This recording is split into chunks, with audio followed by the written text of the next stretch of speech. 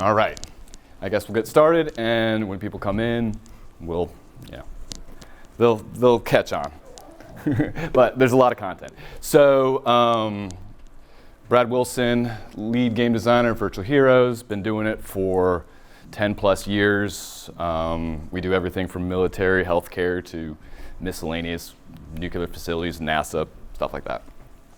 So I'm talking today about Expedition. So what's an expedition? Well, this is a game that's designed for individuals with TBI. And why TBI? Well, this is geared towards veterans, and these issues with TBI can affect their daily life, hurt with employment, and cause issues with reintegration into society. So they have issues with shopping, paying bills, scheduling, and these are things that are core to daily living, and this is things that we can do something about. So individuals that have a mild TBI end up having issues with attention, their working memory, prioritization of information, and there's areas where we can improve the lives of these individuals. So focusing on their strategic attention, their executive functioning. By increasing these, we can have it where they can more easily manage their own affairs and have an overall better life. And that is the focus of the application, is to ensure a better life and managing their everyday life. And we're hoping, with the program, to restore the performance in both their professional and their workplace functions, and also in social situations. But for this to be effective, it has to be packaged in a user-friendly manner. Okay, so what is Expedition? We're simulating 3 real-life scenarios. Packing in a bedroom for a trip, traveling around a new area on a subway system, and then seeking information in museum attractions. Now, why these 3? Well, they mirror real life, and this is what our client wanted. So this is why we have them. Okay, so when designing an application like this, there are key overarching design considerations that we had. First, we wanted real-world problem solving, and we wanted realistic simulations. We also wanted to provide rapid and effective performance feedback. They also have to have a safe environment. We didn't want to intimidate these individuals. We want it to be a no judgment issue area. And we want to make it more engaging through gamification. Internet's got great things. Okay, now, but we had challenges with this. One of them was a huge demographic. Who we focused on were male and female veterans, 19 to 55, in any branch. Computer experiences, not known. Nothing is guaranteed of how efficient or effective they are with games or just computers in general. And we have an uncertain cognitive ability. Chronic TBI presents itself numerous ways. Which ones we're going to get for the participants in the study, we don't know. We have no idea. As said before, we want to engage them without intimidating them. The dropout rate is very high for these individuals that are enrolled in any kind of research. And then there's everything else. We have unforeseen complications that might arise. Some individuals have hearing loss from their service. Some have manual dexterity issues, and countless other, either battle or just service-related issues that might exist in this population. Okay, so got a huge demographic. The thing is, I'm designing for this. I'm not a veteran, right? So I'm not part of that demographic. I'm not a female, and I'm not 19. anymore. Thank goodness. So how do we address this issue? This is big, you know. So we need to create a ton of game content so that certain game content will resonate with certain populations. We need to have extensive focus testing. We need to see what the game content is going to register with what individuals and what stuff we just kind of need to throw away. And we need flexibility in the application. After we focus test, we need to make modifications so that the application will hit the demographic that we need it to. And then we need gender-specific parameters. If I'm packing in a bedroom and I'm a female, I'm not going to probably pack boxer shorts and the like. So there needs to be a gender-specific element to the application so that we do not lose a lot of the immersion. Okay, so we decided to do all that stuff, right? So for this application. Okay, so computer experience is not uniformed across here. It could be noobs, it could be gamers, it could be any of that. Come on now, okay. So how do we deal with this? Well, we need to minimize the barrier to entry, focus on simple controls, provide innovative feedback, or intuitive rather, easy to access help system, embed video tutorials so that people can see how to do it before they go and they actually do it and refer to it. But we also need to challenge our players that are actually experienced at games. And so for that, we would implement a dynamic difficulty system. Now we have uncertain cognitive abilities. Okay, no two are the same. And I don't have TBI, so once again, it makes it a little rough. Yet, I ride a motorcycle, so it's probably going to happen one day, but not yet. So how do we address this issue? Well, we're going to work with individuals with TBI during development, so that allows us to see things and issues that we might be oblivious to. Once again, huge amount of game content. We need to see what is going to register with what individual. Extensive focus testing and flexibility. Okay. And we need people to be interested in it or they're going to drop out. So, as said before, it is high, the dropout rate for these populations. So we need engagement without intimidation, dynamic difficulty system, game content, so it's not boring, and then we have the unexpected, and same elements as before. Now, luckily, as we're developing this, we have some aid. For this study, we have tour guides. This is named by the facility we're working with at UT Dallas Brain Health. And these tour guides are going to work with the participants twice a week for coaching sessions, focusing on the application and also focusing how they can be applied to their daily life. And the study for each individual is 8 sessions, or the study includes 8 coaching sessions over 4 weeks. So every participant has pre-testing. That includes MRI, cognitive tests, all of that prior to participating in the study. Then week 1, they're doing the bedroom scenarios. Week 2, subway scenario. 3, attraction scenarios. And then week 4, they're doing all of them consecutively. And then we have the post-testing to see the results of the experience. And then we have those coaching sessions that are at the beginning of each of the weeks and midweek. Bedroom scenario. It's not quite like this. It's more like a packing scenario. This one focuses on working memory and perspective memory. Now, how we do that is the working memory is the management of the items in memory, where the deodorant is located. Perspective memory is anticipating what items are needed for the trip. If it's a beach trip, I need a swimsuit. If it's a mountain trip, I might need some hiking boots. How this one's laid out is participants have initial instructions on the scenario. Then they move around the room locating items. They pack those items and they locate other items. All while they're getting text messages about what is necessary for the trip, any kind of changes, or random ones that act as distractors. So, text message from mom, text message from dad, a friend. We're looking at taking those distracting elements and having the individuals able to disseminate between what is relevant and what is not.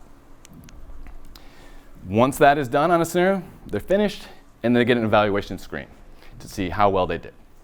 So this is just kind of a step through of some screens that depict that flow. So instructions, this one here, 2 days, spent exploring the city. 3rd day, you'll be interviewing for a new job. Tells you some items that you need to bring. Travel guide, comb, razor, shaving cream, and an iron for your clothes. Other elements are implied. 2 days spent exploring the city, kind of pack whatever I want. The third one is an interview, so I need to pack dress clothes. All the clothes within the application have a designation of casual, winter, semi-formal, formal. Then they go into the bedroom. They look through the various areas, nightstands, closets. They throw all those items into the staging area, which functions as the bed to map out what they want to bring. Then they will pack those into bags. And here is an example of some of the text messages that you would get.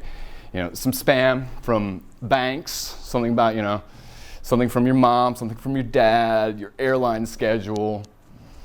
Some pertinent information, some non-pertinent information. Then on completion, they will get a score.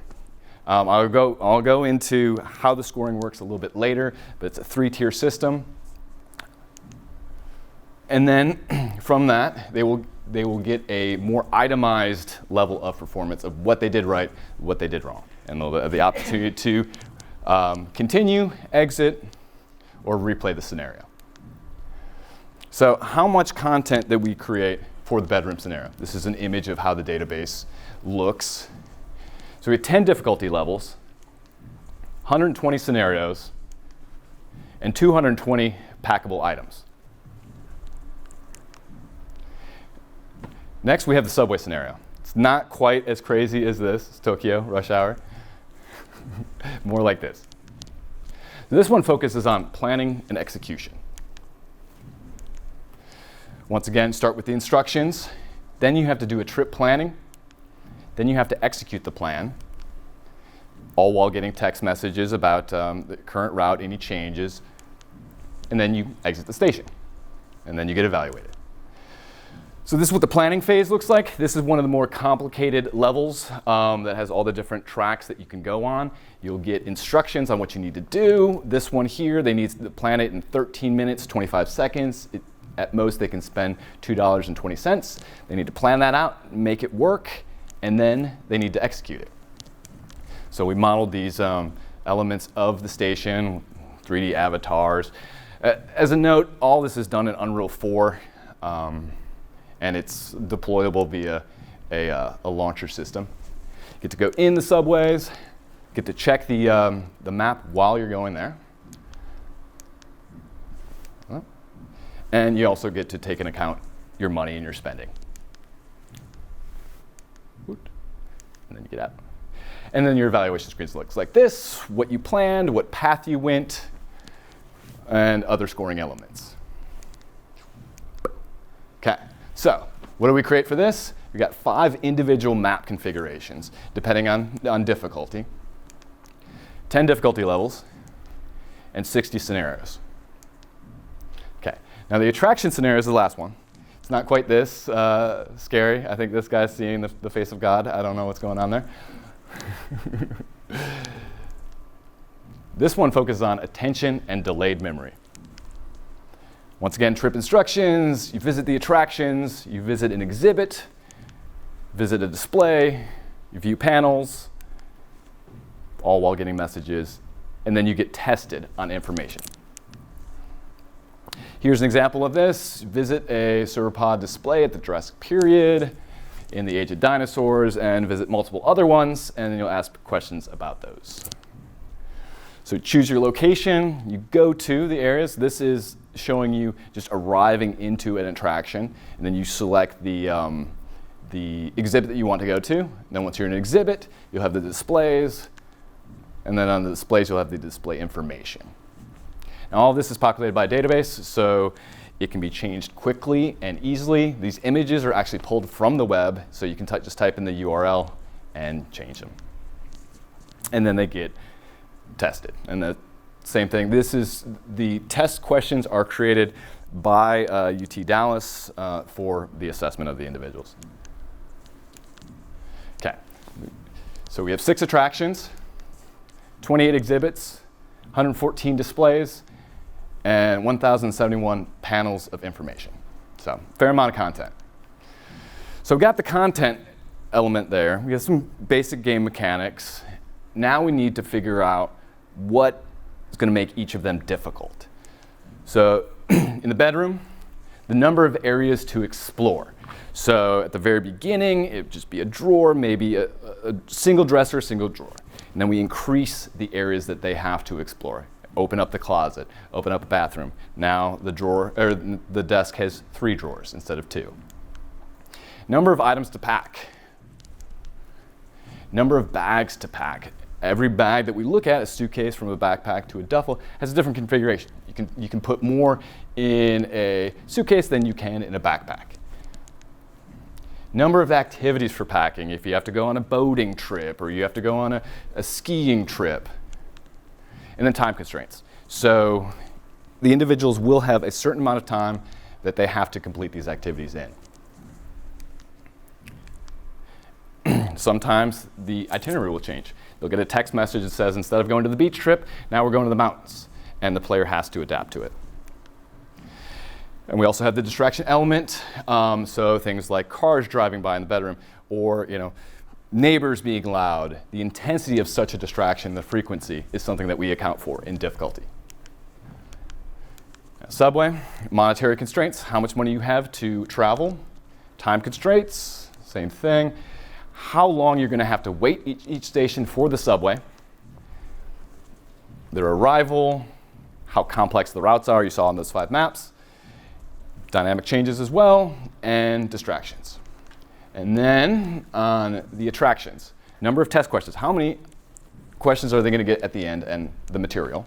The difficulty of the questions. So the question is only as difficult as a lot of times the answers are that are available. All those are multiple choice. So if every answer is ridiculous and one of them is not, you pick that one. So that determines the difficulty of the question.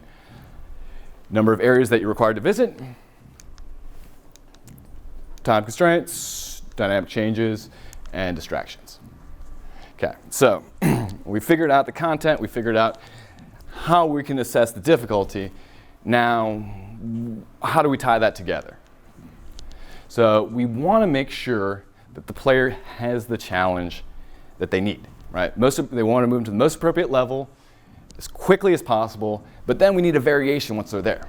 If they're like, okay, this is the difficulty level, if I keep playing the same scenario over and over again, well, then it's become easy. Also, we're going to get attrition.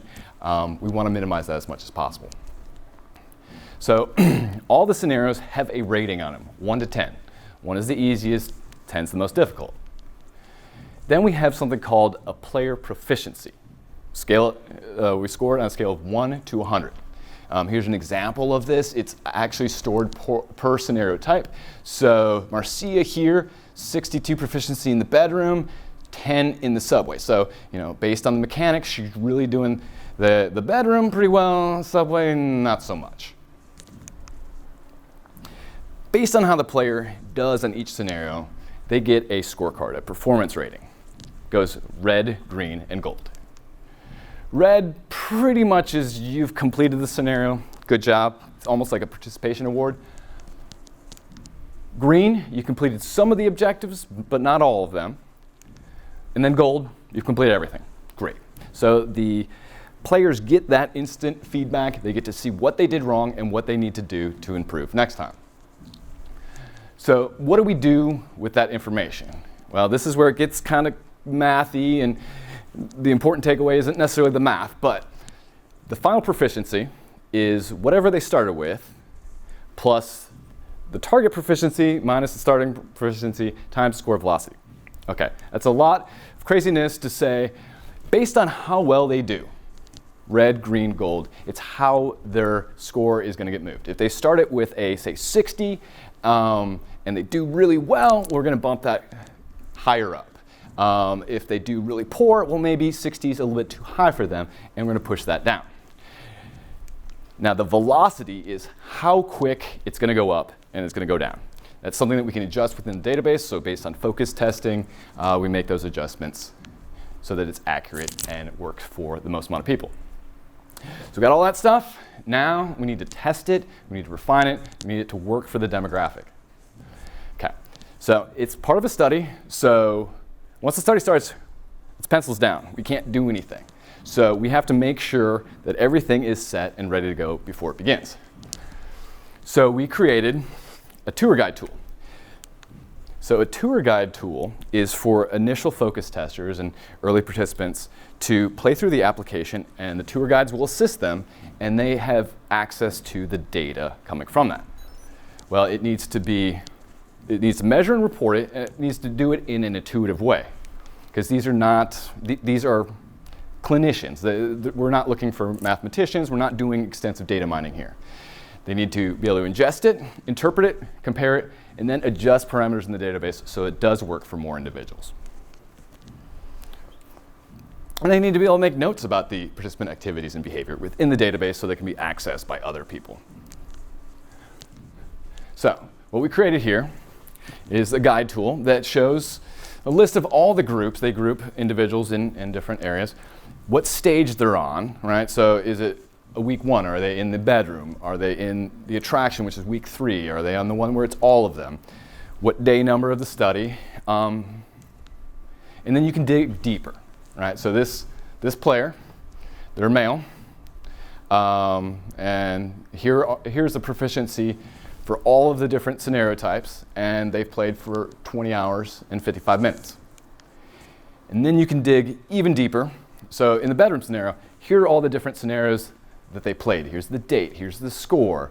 How many text messages did they not read? How many outfits did they pack correctly? How many extra things did they pack? These parameters were put on us by the tour guides. They're like, we want to know this information, and as said before in talks, we can mine any information we want, but we're just going to overwhelm individuals. So we want to keep it concise and relevant.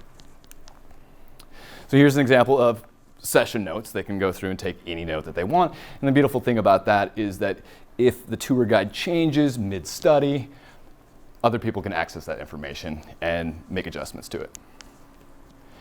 And this doesn't show up that well, but we can graph it. We can look at trends. We can see if their proficiency is changing. This allows you to track so many different things. You can have it overlaid. You can have it compared. It just depends on what they want. So, did all that, and now the study is underway. So it's at UT Dallas Center for Brain Health. It's funded by the U.S. Army Joint Fighter Medical Research Program. And the study has, well, the Brain Center has the goal of translating research into relevant applications. That's what the center is about. So this really fits in line with the work that they're doing. The objective of this one is to evaluate if this has proper efficacy. Will it properly work for rehab and warfighters? And they're looking to address the needs of veterans. So we have some preliminary results. The study is still ongoing. So far they've just had 8 people go through. They've been having difficulty because they have to have all this pre-testing. They have to have MRIs. They have to have all this cognition so that they can see if this is an appropriate application for those individuals, and to give a nice baseline of the changes over the course. So right now, there's 8 people that have run through. Here are some of the testing metrics that they do. And so the initial results are actually pretty good. This is after focus testing, but they said it was compelling, engaging, and it shows that there is a high potential for this to transfer into daily life functions. So there's 2 years left in the study, so that's a fair amount of time. But the great thing about this is that it's easily deployed and there's no side effects. We're not looking at drugs, we're not looking at invasive methods. So that is pretty exciting. All right, and I also have, I don't know if this is actually going to play. Maybe it will. No, but also video footage of the actual application. Let's see if it does it. Probably not. Okay. All right, come on now. Oh, no. All right. Oh, okay. So these are actually the in-game tutorials that are hosted on YouTube, but they link into the application at any time. The user can say, view tutorial, and it'll go through and guide them through this process. Everything in the application is hooked up to a database, so things can be modified on the fly, and all the data goes to a certain repository that can be grabbed by educators or data mined for that. All right, so do we have any questions?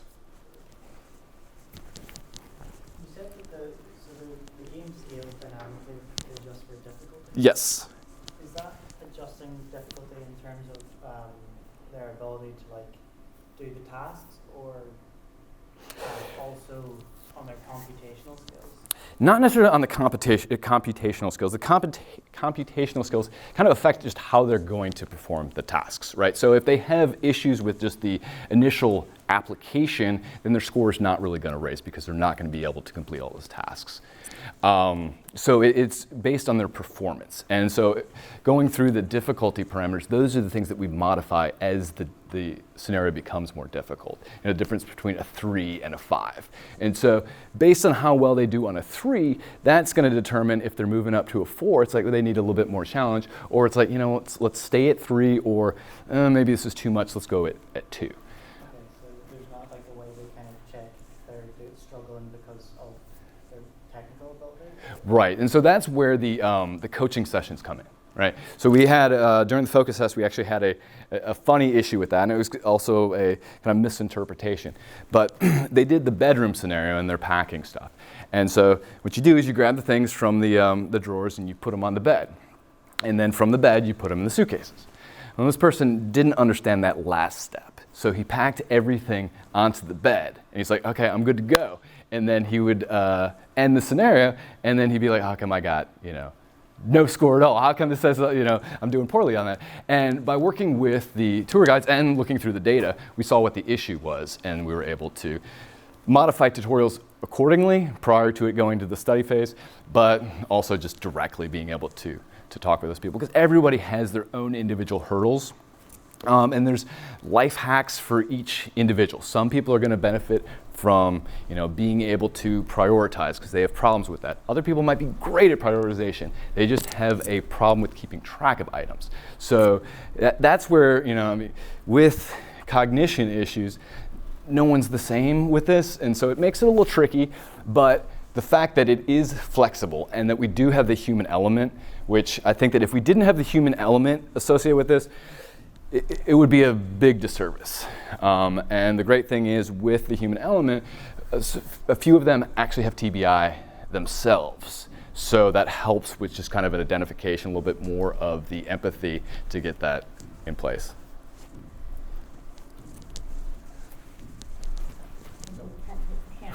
All right. How hard was this to make? How long? How much money? I think it took about 9 months. This one was interesting because depending on the projects, sometimes we have clients that are like, yes, this is specifically what I want, and we either combat with them, be like, oh, you say you want that, but you probably really want this. This client was the other way, where they said, okay, we want it to occur in a bedroom, a subway, and some attractions, and everything else is fine. And so we had to do a lot of just guessing, right? But the problem with guessing, which is great, but you have to understand that you're probably going to guess wrong. And so you need that flexibility. It's like, okay, here, I think this might work. That's great, because when it comes to any kind of development, everything's great in theory. But then in practice, you're like, oh crap, we totally made a mistake. And once you form that clay too hard, you can't do any changes on it. So this was a 9-month development time on this, with a lot of back and forth with the clients. We went to do an in-person focus test, so that was pretty interesting. Got people's feedback on it. And the interesting thing with the focus test, and this is an interesting consideration for any kind of application, but when you have people playing the application that aren't the target demographic, you have to take everything with a grain of salt when it comes to the feedback. Right? So we had some people during the focus test that were playing it that were students at UT Dallas, and they were having their own comments, or like, oh, I played Candy Crush and this doesn't do whatever. Well, they aren't the key demographic, right? So the individuals that had TBI playing it, that was priceless information, because getting a hold of those resources just during development was kind of difficult. So you did the pre-test with non-TBI, or the focus group? Both. We did both. But the nice thing is that, like, with how this was deployed on a database, as soon as we had a build ready, people could start playing with it, right? People could start testing it. And then development goes through and it becomes more and more features, but people at UT Dallas that were just students could go through and play it and say, oh, I don't like this, oh, this is wrong, do this. And then our formal focus test at UT Dallas was with individuals with TBI. Yeah. So now my real question. Yes. So I might have missed it if you mentioned it at the beginning. So this is a computer game or a mobile game? So this is a computer game. All the participants are given a laptop. So it's a laptop that has the game pre-installed on it, and it also has a webcam so they can do their Skype sessions with the tour guides. So all they need is internet access. So it's just a laptop-based system, and there you go. So the study provided the laptops. So how does it work, which might tie in with his question? Mm-hmm. A lot of veterans have injuries, like Yep. missing a limb or Yep. something that may affect how they perform on that. So Yeah, and so we haven't had to deal with that yet. There's manual dexterity issues. That's one of the things that was brought up, and maybe this isn't the right solution for them. Really, the basis on this is that, do we want to even go down the road of future development of something like this? This is just to say, is this effective, right? Because they have this study that has a scaling difficulty measured against a control group that has the same application, but the difficulty is static, right? So it's just based on there, and they have we have a system in place where we can have every individual play the same scenario on the same day, so that we can compare apples to apples on that and just see how much of an effect it has. And then also just seeing the testing prior and post on that. So yeah, this is not a one size fits all. This is you're still testing it. Yeah, this is basically saying, can we help them? Will this work? Because honestly, if the study goes and we have 8 people going through it right now, if that's all they ever get, we got a problem, right? If dropout rate is huge, then we have a problem. Then we've done something wrong. Because when we're looking at even a wider demographic to hit that, it's going to cost money, and we just got to make sure that it's money appropriately spent for that. So, but yeah, even this could be actually converted pretty easily to a mobile system. Yeah, depending. Even like a voice command if they have. It could. I mean, one of the problems is with the 3D element, we kind of lose a little bit there. So, a 2D where I'm going through and I'm walking here and I'm walking, there, that's fine. You can go through and say, walk right, walk left. But when you have 360 degrees of motion, it becomes a little tricky on that. Not to say that we couldn't change it so that it works for that, if that's a need. But at this point, it's not an easy kind of one-for-one on that. And okay, let's see if I can go through and just show you the last one here. And if there's any other questions, and if not, then I will. How big was the team? That is a great question. Let me think here. I think it was like 4 or 5 individuals. The issue is that the company I work at has a lot of different programs going on at the same time. So you get people for a little bit, and then they're off on something else, and then you get. So sometimes it's the same individuals working on it. Sometimes it's new ones. So the development team was about 5 individuals. Now at UT Dallas, where they're doing the testing, that's there's 3 or 4 individuals. Some grad students, some that actually made it difficult that we work with them very closely, and then halfway through development they left. So we had to go through and reestablish that relationship with those individuals. So. Have you ever considered the two-parter?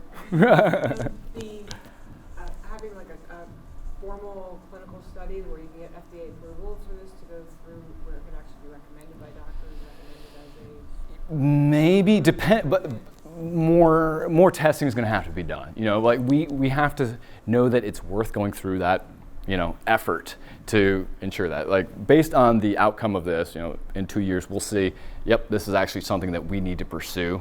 We need to get this as recommended, or maybe it doesn't. So yeah, because we really want to. We want to be able to make a difference. And the system that we have set in place, since it's data driven, has so much flexibility, right? We can have this, work for. We could really narrow the demographic and have different versions of it. So something that would be interesting, but a lot of that's going to be up to UT Dallas Brain Health of how they want to pursue that. So. Yeah, sorry, I've kind of got like a two-part question. Yep. In terms of accessibility, is there any options to increase the size of the font for people for vision, or because of the damage? And the second part of that is any options for color blindness? So color blindness actually is not an issue because you can't be colorblind to serve, but But no, that's fine though. But all of our applications are made with that in mind, right? So we have iconology, and we don't use colors as a key indicator for anything. If anything, it's going to be a supplement to certain elements. Now the text, we do have the option to make it larger, but we haven't, on the focus testing and all the initial, we haven't seen that as being an issue, so we haven't touched it. Right, so a lot of it is going to be in response to what the concerns are. Right, we don't want to add in all these extra functionality that are never used because, it becomes a little bit more burdensome when it comes to using it, and then it's also cost prohibitive in a certain sense. But when it comes to that, it's like, yes, definitely we can go through and change that. But yeah, even with this, we have things that are colored so that it becomes a little bit more engaging, but it's not, That's not saying that, yes, yellow, but actually when we set this thing up, we were having issues with the display. And so the whole thing was green on the display. So we're like, yeah, we might be able to roll with that. But yeah.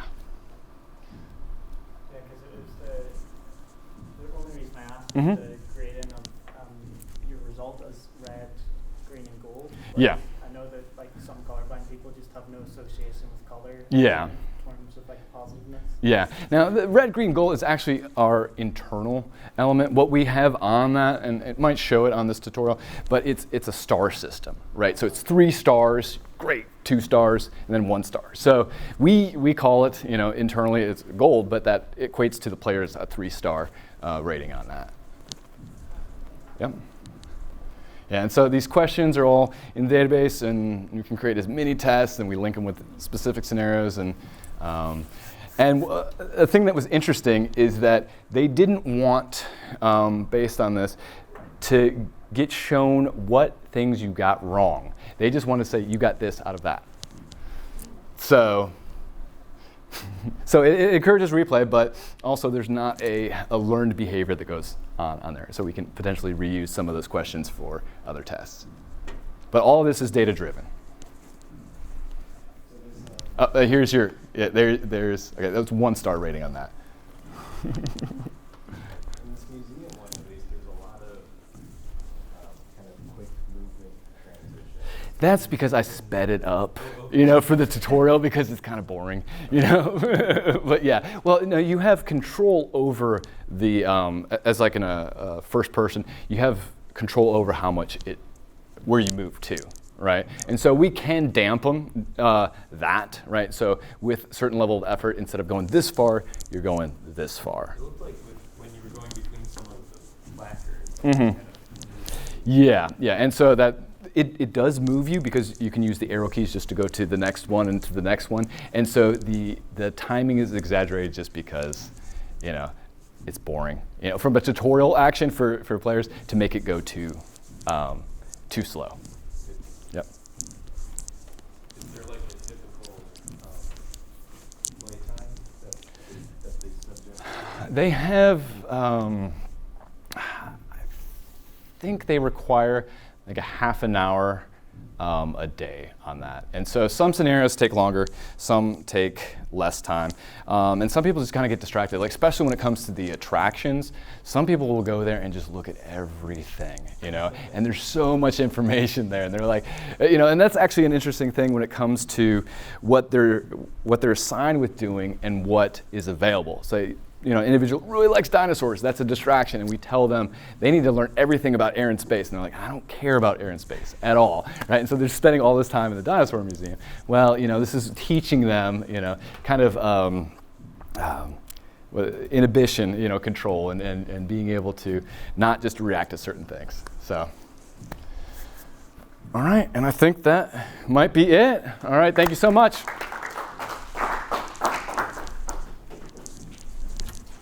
You're up.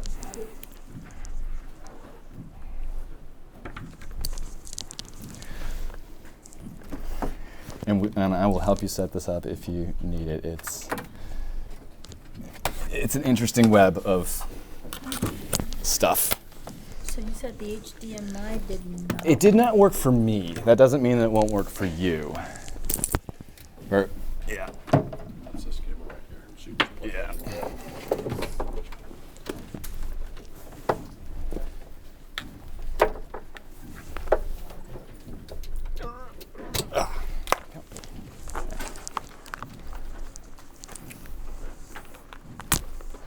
I'm amazed that a team of 4 or 5 people accomplished all this in that much. It's a lot of stuff. Well, you should just see the database. Yeah. Well, I mean, the exciting thing about working on it though is that you learned about all this stuff in, like, say, the museums or whatever, because you're like, oh, let's learn about this. Let's put on this, because it doesn't matter the data that you throw in there. Right. Like actually what. Yeah, and actually you want it to be more esoteric, because you don't want a kind of a learned behavior where it's like, I already know everything about dinosaurs, so I'm going to do really well about this. Yeah. It has to be something that's a little bit off the beaten path. And so going through and creating all that stuff is actually pretty interesting. And we've tried to do more database focused work because it has that flexibility. Yeah, I mean, it's a little bit of issue on the designer because it's just content, it's created content.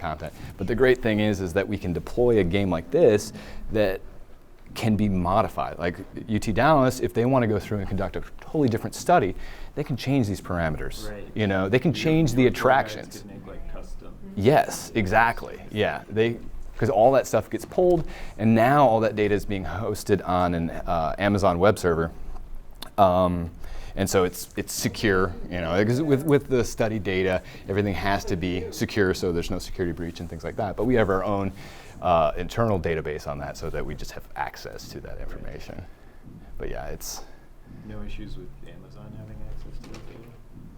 There's privacy, stuff like that. So that's more on their side, more on the clinical side. I'm like, all right, fine. You want that to be hosted there, go for it. So yeah. Was it pretty easy, like a laid-back process, or did you encounter a lot of challenges? Let's see. How was this one? This one, actually, this client was amazing. These guys were pretty good. I've worked with ones that are crazy. Speaking of Amazon, those guys are interesting. But these guys, I find, for the most part, nurses and educators are the best people to work with. Working high, like doctors and more corporate, it becomes a little different. Slide pusher? Yes. That was yours? Okay. Yeah. So no, this was a great client to work with, and this was a grant. And so, you know, a lot of times what happens with any of these applications is you kind of get a feeling out for the client and the development process. And the more you can educate them up front, the better. And the more you can get educated up front. Because for any of this stuff, you have to become an expert about it in a short amount of time and then purge that information to go on to something completely different, right? So we worked on this, followed by, you know, burn care simulation, followed by fulfillment center, security, followed by, I don't even know, prolonged field care, what I'm working on now. So it's just kind of all over the place. And some of them are great. This one was great because we got to focus test. A lot of times, because of funding and time, you don't have that. And it's really a disservice because you have to get it right the first time, which you never do, right? It's just, you don't. You gotta iterate. Yeah, you got to iterate. And that's why I like the data-driven system where it's like, if you have to put your pencils down and give it to someone else, at least you have the feeling that they can modify things if it doesn't work. So that's the trick. It sounds like it was a fun project. It was, and I'm actually really curious to see the study that comes out of it. You know, like because they are doing full imaging of the brain before. Right, so they're doing MRIs. They're getting all this information, and then after 8 weeks, after they've done the whole thing, they're getting more imaging. So there's certain things that are like qualitative, you know, when it comes to psychology. You're like, is that right? But this is pretty quantitative when it comes to the analysis of like now this area is becoming more active because of this, you know.